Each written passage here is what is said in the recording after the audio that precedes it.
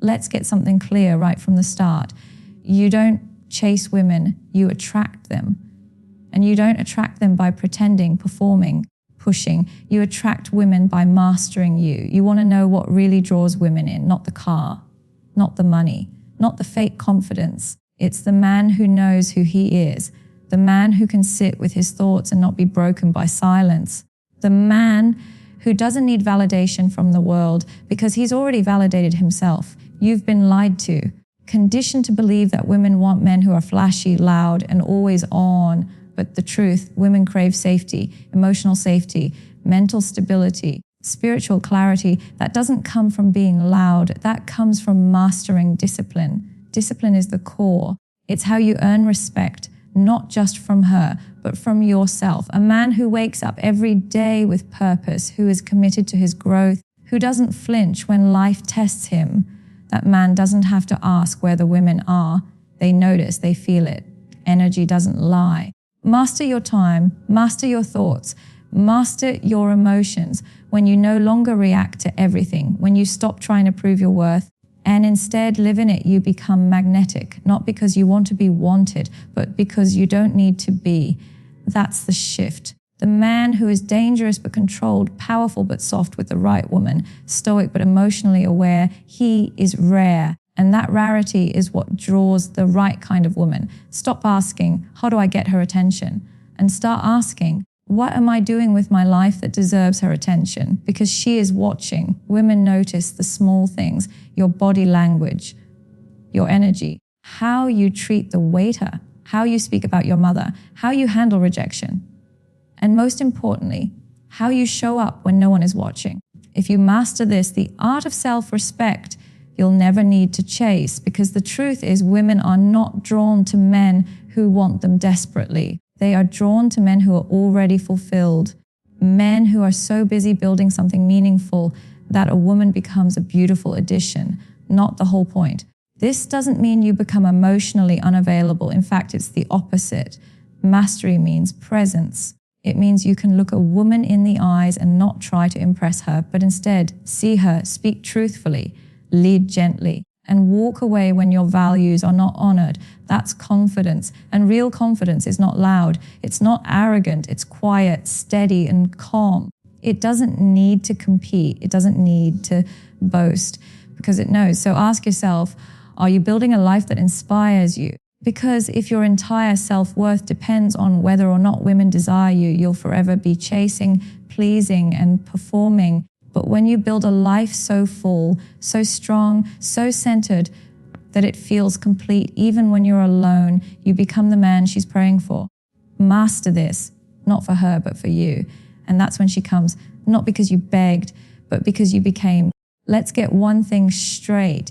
Kindness is a beautiful thing, but kindness without boundaries, that's not generosity, that's not virtue, that's self-betrayal. And for too long, women have been conditioned to confuse the two.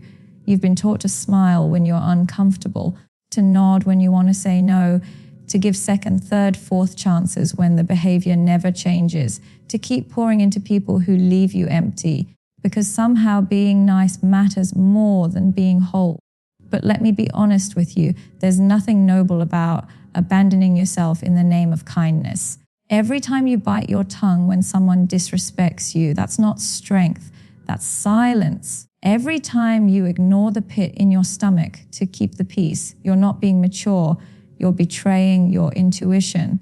And every time you overextend yourself for someone who wouldn't do the same for you, that's not love, that's a pattern. A pattern that is slowly but surely eroding your self-worth from the inside out. See, kindness becomes toxic when it's no longer a choice, when it becomes an obligation, when it starts to look like people pleasing and feels like walking on eggshells, when it's the mask you wear to avoid confrontation or rejection. That kind of kindness is rooted in fear, not love. It's driven by the belief that if you're just agreeable enough, flexible enough, forgiving enough, then maybe, just maybe, they'll see your worth. But if someone can only respect you when you're silent, small, or endlessly accommodating, they don't respect you at all. Let's stop pretending that setting boundaries is rude.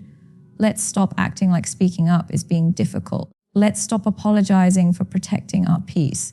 Because here's the truth: if your kindness doesn't include respect for yourself, it's incomplete.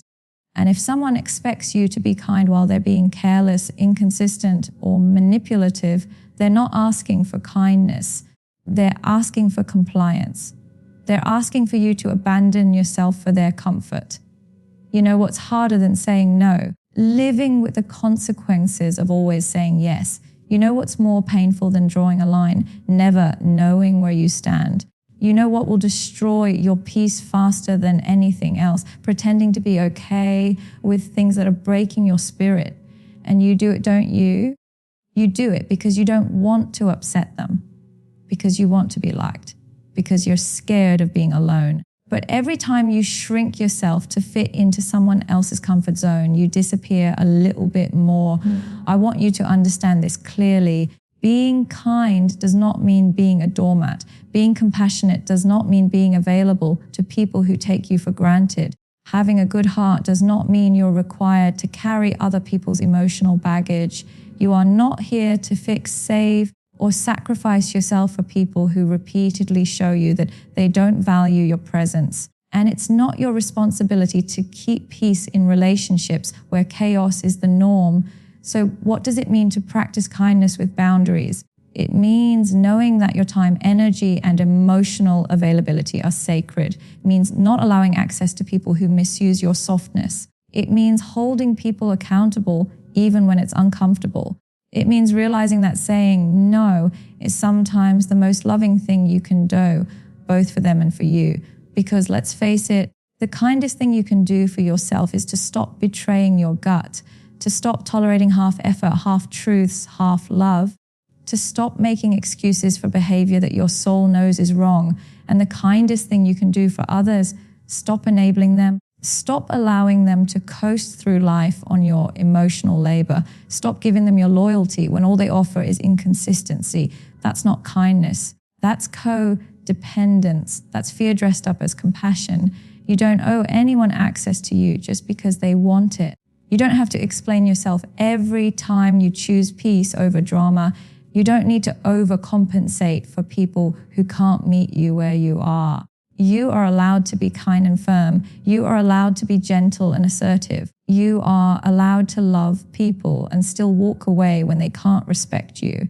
And let me tell you, people will push back. They'll say you've changed. They'll call you cold, selfish, even dramatic. That's what happens when you stop being convenient for people who benefited from your self-abandonment. That's what happens when you start choosing yourself. But don't let that shake you. Don't let their discomfort make you question your growth. Their reaction is not your responsibility. Your peace is.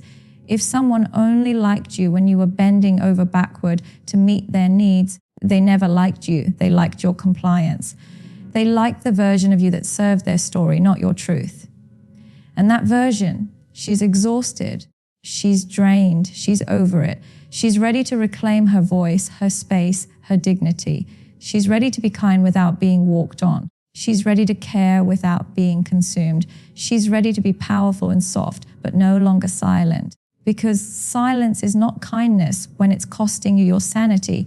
Smiling is not kindness when it's covering up your pain. And tolerance is not kindness when it's slowly killing your self-respect. It's time to wake up, to recognize that the most dangerous betrayal is not the one others inflict. It's the one you allow when you ignore yourself. You think being kind will keep the peace, but at what cost? Peace that requires your silence is not peace. Love that asks you to suffer silently is not love. Relationships that thrive only when you're sacrificing yourself are not healthy. And if your kindness is keeping you trapped in cycles of guilt, exhaustion, or resentment, it's time to redefine what kindness means to you. You can love people and still remove yourself from environments that feel toxic. You can care deeply and still require respect. You can show up with compassion and still say, this doesn't work for me. That is the next level of kindness. That is maturity. That is courage. And that is what true self-respect looks like. So the next time you feel that familiar tug, the one that says, just let it go, don't rock the boat, be nice, pause, ask yourself, am I being kind or am I betraying myself? to keep someone else comfortable? Am I honoring my truth, or am I silencing it to avoid conflict? Am I pouring from a place of love or from a place of fear? Because when kindness costs you your voice, your dignity, or your peace, it's too expensive. You're not responsible for how people respond to your boundaries. You're only responsible for setting them. You're not in charge of managing everyone else's emotions. You're in charge of your own alignment. And if being kind requires you to be invisible, to suppress your feelings, to constantly explain or prove yourself, that's not kindness. That's martyrdom. That's a woman playing dress up as wisdom. So stop betraying yourself under the banner of being nice. Stop pretending that loving others means losing yourself. Stop believing that your value lies in your ability to endure. You are allowed to say no. You are allowed to walk away. You are allowed to love yourself out loud and let the chips fall where they may. True kindness doesn't require you to carry everyone. It simply asks you to stay aligned with love, including love for yourself. So speak up, draw the line, honor your limits. Not because you're hard or cold, but because you're finally learning what it means to be kind without losing yourself in the process. Let's just say, Ayati, you've been giving too much to the wrong people for far too long, and deep down you know it.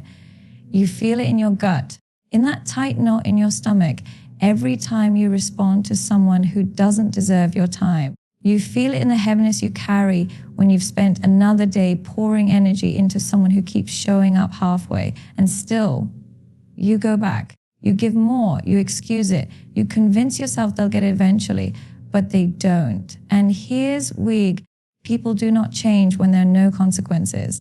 And when you continue to reward bad behavior with your best energy, you are eliminating the very incentive for change. You need to stop. Stop overextending yourself for someone who is consistently under-delivering. Stop being generous with people who are selfish with you. Stop trying to win over someone who doesn't even try to understand you. Because what you're doing, even if it feels like kindness or love or hope, is actually enabling a cycle of emotional irresponsibility. You're making it easy for someone to stay comfortable in their laziness, in their carelessness, in their indifference. From day one, you're giving them luxury of access without the cost of effort. And that is how people learn to take you for granted. I'm going to say something that might sting a little. You are not being noble by sticking around. You're not being strong by letting things slide. You're not being mature by always being the bigger person. Sometimes you're just avoiding the hard truth. The truth that they're not invested. Day one, they don't value what you bring, that they're not going to change, not because they can't, but because they don't have to, because you keep giving them what they want anyway. And until you pull back, until you take your energy out of the equation, nothing shifts. There's a hard, liberating truth that you've got to accepting your energy is not free. It costs you something every time you give it away. Your peace, your clarity, your self-esteem. Every time you show up for someone who only shows up when it's convenient for them, you are making a withdrawal from your own emotional bank account. You are draining your confidence, your purpose, your momentum. And for what? To keep the peace, to feel less alone, to maintain a connection that's already broken. Listen, just because someone keeps coming back doesn't mean they care. Some people come back because they know you'll let them, because you've trained them that they can do the bare minimum and still have a place in your life. You respond to their silence with softness. You answer their disrespect with understanding. You keep being emotionally available for people who treat your presence like a placeholder. That's not compassion. That's codependency in disguise. The longer you reward bad behavior, the more you convince yourself that this is all you deserve, that you should be grateful for scraps, that almost is enough, that sometimes is love. But love is not built on inconsistency. Respect is not proven through empty words. Connection is not nurtured by hosting, gaslighting, or guilt trips. If someone makes you feel like you're too much one day and not enough the next, they are not your person. And if you continue to invest in that, you are not showing loyalty. You are showing a lack of self-respect. Your best energy, your love, your attention, your time, it is sacred. It should be reserved for people who match it, mirror your effort, who value your heart, who don't make you question your worth. But if you keep throwing that energy at people who ignore, dismiss, or manipulate you, what you're really doing is teaching yourself that your needs don't matter, that you don't matter. You cannot expect people to treat you like you're valuable if you keep acting like you're disposable. You cannot expect consistency from people you enable to be flaky. You cannot expect depth from people who have never had to earn your presence. People don't change when there are no consequences. And that's what rewarding bad behavior does. It removes accountability. It removes the mirror they need to face themselves. And until you stop softening the blow, until you stop making their actions cost-free, you will continue to live in a loop of disappointment and depletion. Let's get real about something. Not everyone is meant to have access to you. Not everyone deserves your heart. And love doesn't require you to be a doormat. You are allowed to say, I'm not okay with this. You are allowed to say, you don't get to treat me this way and still have access to my life air. You are allowed to walk away from people who confuse you more than they comfort you. And yes, it will be uncomfortable. Yes, it will feel like loss. But I promise you this, it's not a loss when you're reclaiming your peace. It's not a loss when you're preserving your worth. It's a gain of clarity, a gain of strength, a gain of freedom from a cycle that's been stealing your joy. There's a voice inside you. It's been there all along. That's been whispering, this isn't right. That voice is your intuition, your inner compass. And every time you ignore it, every you quiet just to keep someone around, you're betraying yourself. You're trading your truth for their comfort. You're choosing short-term connection over long-term peace. And that trade-off, it's never worth it, because the more you do it, the more disconnected you become from yourself, until one day you don't even recognize who you are anymore. You've become so consumed with keeping the wrong people happy that you've forgotten how to keep yourself whole. Here's what you need to hug. You don't have to keep proving your worth to people who are blind to it. Day one, you don't have to keep trying to be enough for people who haven't even decided to show up. You don't need another apology. You need to recognize patterns.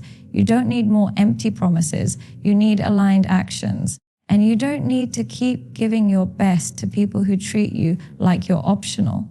Start observing who you feel safe with, who listens when you speak, who respects your boundaries, who shows up without being begged. That's where your energy belongs. That's where your focus should go. Because when you stop rewarding bad behavior, you make room for the good, for the healthy, for the people who don't need to be taught how to chew because they're already operating at your standard. You're not hard to love. You're just giving love to people who don't know what to do with it. You're not asking for too much. You're just asking the wrong people. And you are not weak for finally saying, I deserve better. That's strength. That's transformation. That's what healing looks like. Not staying in places where you have to shrink to fit, but walking into spaces where you can expand. It's time to start protecting your energy like the life source it is. Because when you give your best to the wrong people, you have nothing left for the right ones.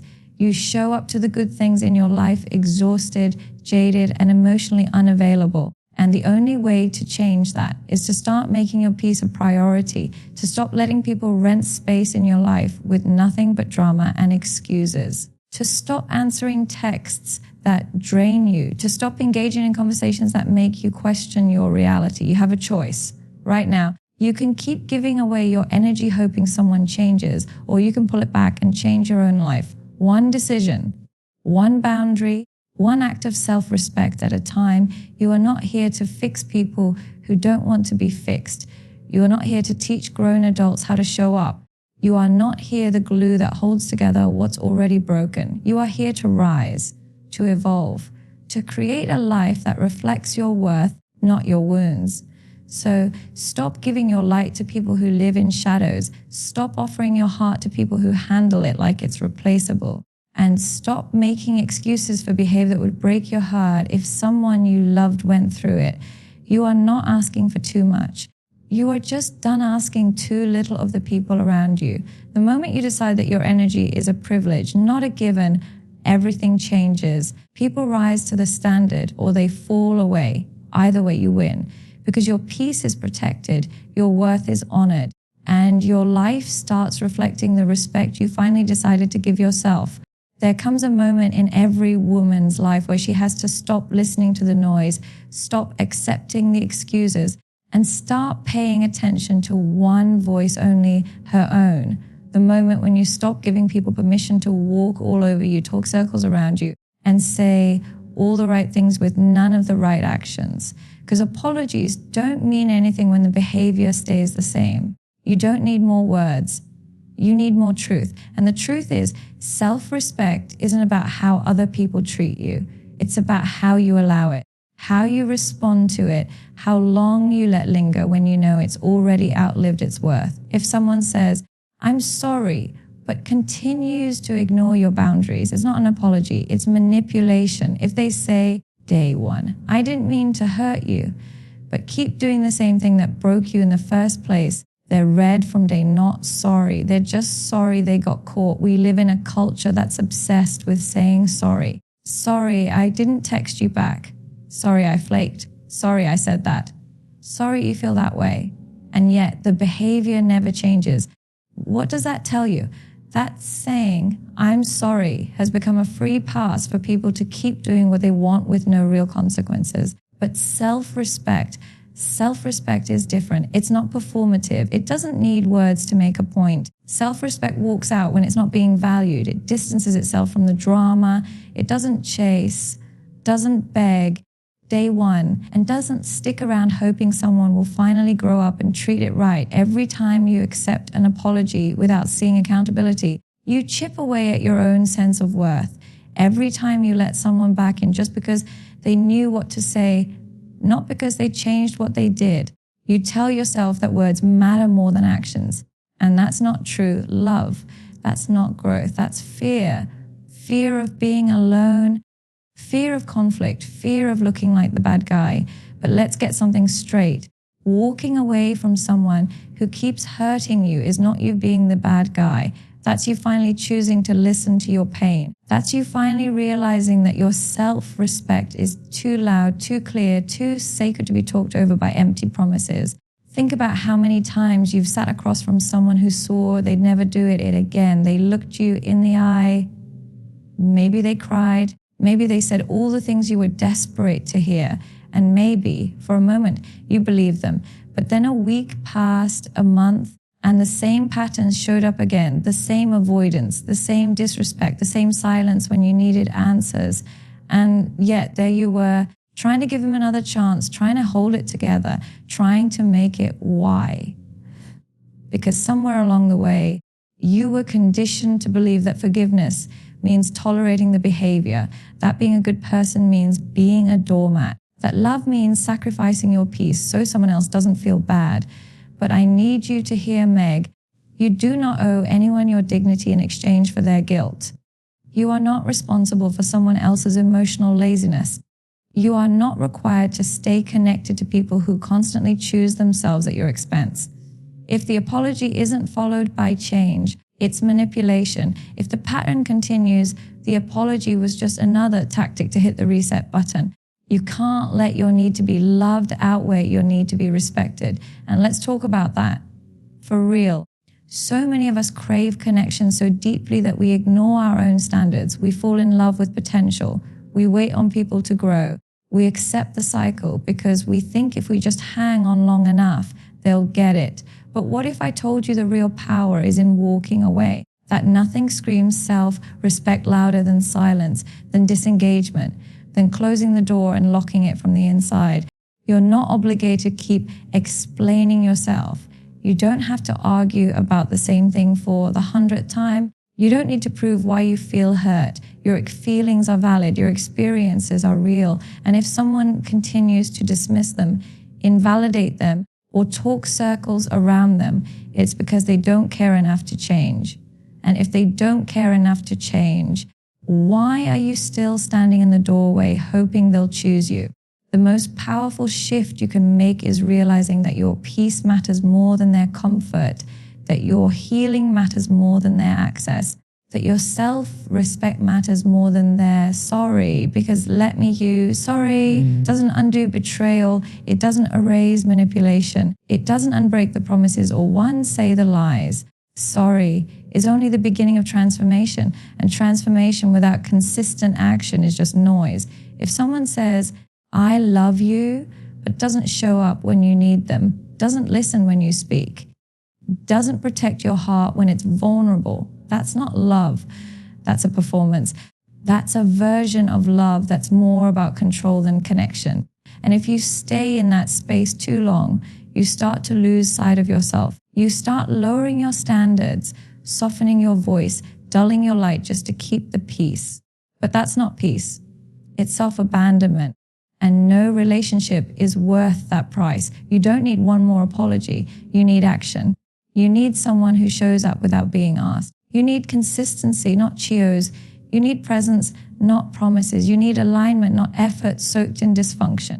You need the kind of energy that doesn't make you question your worth every time you lay your head down at night. And the only way you attract that is by embodying it, by setting the bar so clearly that anything less than mutual respect doesn't even get close to your space. And look, I know it's hard. It's hard to walk away from someone you love. It's hard to set boundaries when all you've known is bending. It's hard to believe you deserve better when you've been taught to survive on breadcrumbs. But you do. You absolutely do.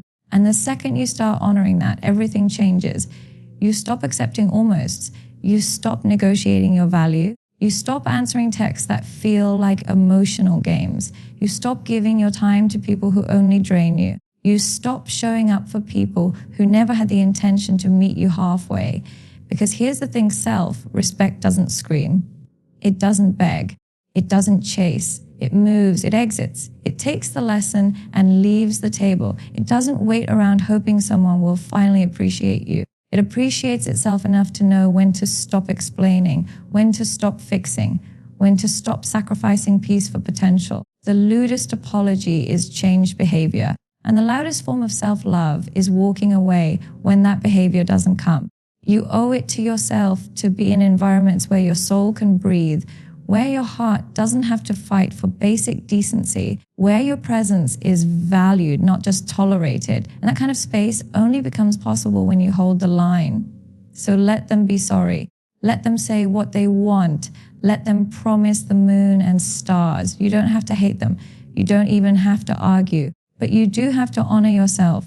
You do have to choose the version of you that's not willing to stay stuck in cycles that have already shown you where they lead. Respect yourself enough to let go. Respect enough to require more than just words. Respect yourself enough to choose peace over potential. Because at the end of the day, your self-respect is louder than any apology someone could give you. And it's the only voice that truly matters when you lay your head down at night. Let's get something straight right now. Peace is not a luxury. It's not some distant reward that only arrives after you've checked all the boxes, made everyone else happy, and fixed every broken situation. No, peace is a non-negotiable. It's sacred. It's your right. And if you want to live a fulfilled life, if you want to grow to thrive, to show up fully, you have to start treating your peace like it's sacred, like it's the most valuable thing you own. Because it is. Here's the truth: most people avoiding the world will keep demanding more of you. People will keep pushing, pulling, asking, draining, expecting. There will always be someone who wants your time, your energy, your attention, your presence, even when you're running on fumes. And if you don't protect your peace, you'll burn out trying to keep everyone else warm. You'll say yes when your body is screaming no. You'll show up to places that drain you, to conversations that exhaust you from day one, to dynamics that pull you back into old versions of yourself, all because you haven't learned how to guard what matters most. Your peace is not selfish. It's your foundation. And when you protect it, you show the world that you respect yourself, that you value your time, that you refuse to be tossed around by every crisis, every opinion, every bit of chaos someone else wants to throw into your life. It's not your job to absorb everyone else's dysfunction. It's not your role to be the fixer, the pleaser, the emotional dumping ground. You are allowed to walk away. You are allowed to shut the door. You are allowed to say, not today, not anymore. You don't owe access to people just because they're familiar. You don't have to stay in environments that make you anxious. You don't have to engage with people who are addicted to drama, who thrive off conflict, who can't be happy unless everyone around them is miserable.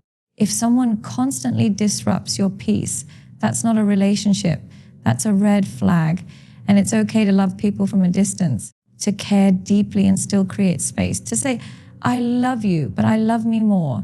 You want to know what emotional maturity looks like. It's knowing, one, that you don't have to tend every argument you're invited to. It's learning how to respond instead of react. It's understanding that silence can be more powerful than shouting, that your calm is your power. And anyone who keeps trying to shake that calm, who keeps pulling you into their chaos, does not deserve front row access to your life. We are so quick to guard our money, our time, our physical space. But when it comes to our peace, we treat it like it's disposable. We let anyone and everyone in. We answer calls we don't want to answer. We tolerate conversations that feel like emotional warfare. We go to events out of guilt. We keep relationships alive out of fear. And the cost, it's high. It's sleepless nights. It's stomach knots. It's resentment. It's waking up one day and realizing you're living someone else's life because you were too afraid to protect your own. You don't have to justify your peace. You don't need a reason to protect it. No is a full sentence. I don't have the energy for that is valid. That doesn't feel right to me is enough. Your peace does not require an explanation, a disclaimer, or an apology. The people who truly care about you will understand. The people who don't, let them be confused. Let them talk. Let them label you selfish or distant or too much, because their discomfort is not your responsibility. Your mental health is. You've got to stop handing your peace over to people who wouldn't know what to do with it if they had it. You've got to sacrificing your well-being to maintain toxic peace, peace that only exists if you shrink, stay silent, and suppress your needs. That's not peace. That's pretending. That's performance. And that's not sustainable. The most powerful thing you can do is build a life where peace is the standard, where chose doesn't feel familiar, where drama feels foreign, where your nervous system can finally breathe.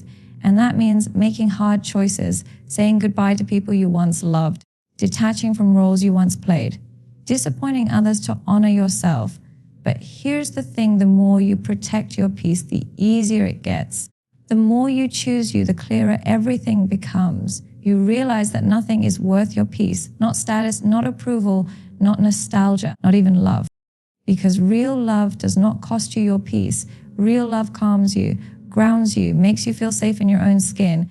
And if someone's love feels like a storm, if it leaves you questioning your worth, your reality, your value, that's not love. That's control. That's manipulation. That's projection. And you are allowed to walk away from that, even if your heart is still involved. Protecting your peace is not a one-time decision. It's a daily practice. It's choosing not to respond to every trigger. It's learning to pause before you speak. It's asking yourself, is this worth my energy? Before diving into emotional quicksand, it's being intentional about who gets your time, what gets your attention, and where you place your focus. Because energy is finite and peace is expensive. You can't afford to keep giving it away for free. You have to become a guardian of your own soul. You have to know what disrupts you and build boundaries around it. You have to know what nourishes you and prioritize it. You have to stop waiting for someone else to give you permission to live a peaceful life. No one's coming to do that for you. It's your job, your responsibility, your mission. You're not here to carry the emotional weight of everyone around you. You're not here to fix every broken situation. You're not here to abandon yourself just to make someone else feel comfortable. You're here to grow, to thrive, to become the clearest, calmest, most grounded version of yourself. And that only happens when you get serious about your peace. So stop tolerating chaos. Stop excusing bad behavior. Stop pretending things don't bother you when they do. Stop making peace with people who only bring conflict. You deserve better, but you have to believe that. You have to believe that your well-being matters, that your joy matters, that your calm matters. And once you believe that, everything changes. You stop settling, you stop begging, you stop proving, you start choosing, you start honoring, you start showing up for yourself in ways no one else ever. In that space, in that peace, you find clarity, you find healing, you find power. Because when peace becomes your standard, your whole life starts to reflect it. Your relationships shift, your energy shifts, your decisions shift. You start attracting people who respect your boundaries. You start creating experiences that align with your values. You stop feeling like you're in survival mode and you start living. So don't wait for permission. Don't wait for things to fall apart to make a change. Don't wait until you're sick, exhausted, or broken to start protecting your peace. Do it now. Do it unapologetically. Do it with love, but do it firmly because your peace is sacred. Treat it like it is and never hand it over to anyone who treats it like it's optional.